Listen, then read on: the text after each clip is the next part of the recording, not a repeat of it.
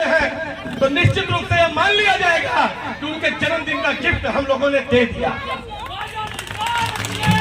जिंदाबाद जिंदाबाद काजल निषाद जिंदाबाद जिंदाबाद जिंदाबाद।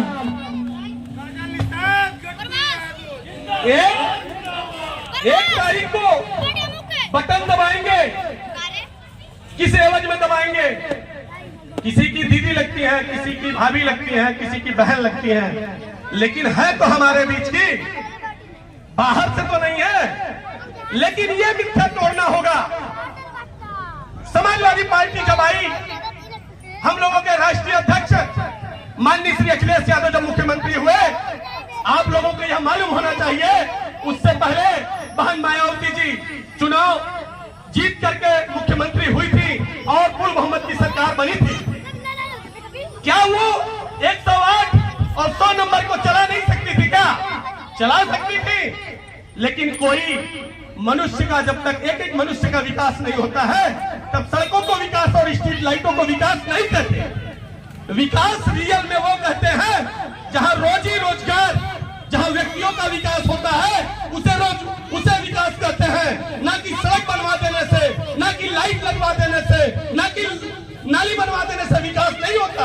वो तो कोई भी सरकार आएगी और करेगी। ये तो मूलभूत सुविधाएं हैं।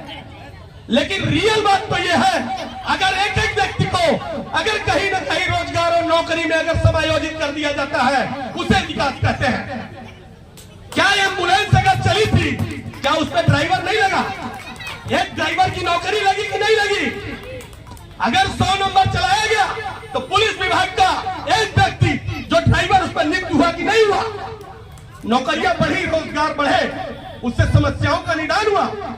लेकिन ये जो सरकारें आई, उसको 100 नंबर को 100 को 112 करने का काम किया और 112 करने के बाद उसमें जितने भी लोग उसमें कर्मचारी रहे, उन लोगों ने सोचा अगर 112 हो सकता है, अगर 112 हो सकता है 100 से, तो निश्चित रूप से हम लोगों के भी रेट बढ़ गए,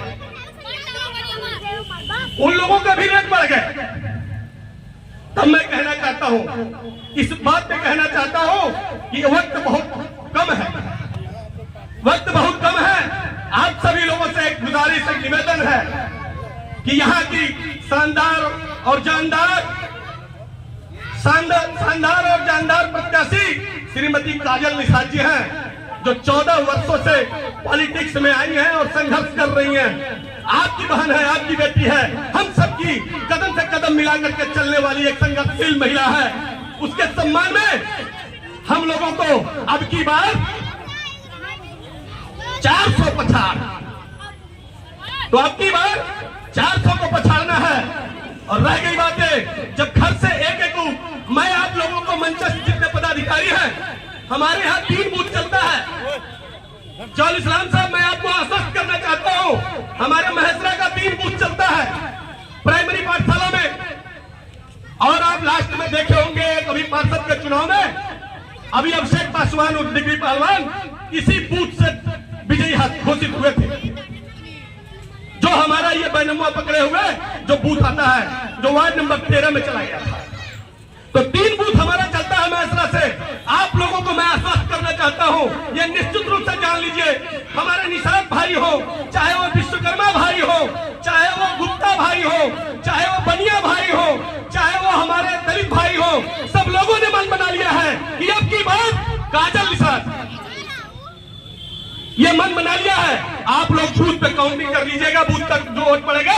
निश्चित रूप से मैं कहना चाहता हूं कि महेसरा के बूथ से जो 3 बूथ है, आपको मैं आश्वस्त करना चाहता हूं प्रभारी जी, आप काउंटिंग के दिन की गिनती करवा लीजिएगा कि महेसरा के बूथ से साइकिल चुनाव निशान सबसे आगे रहेगा।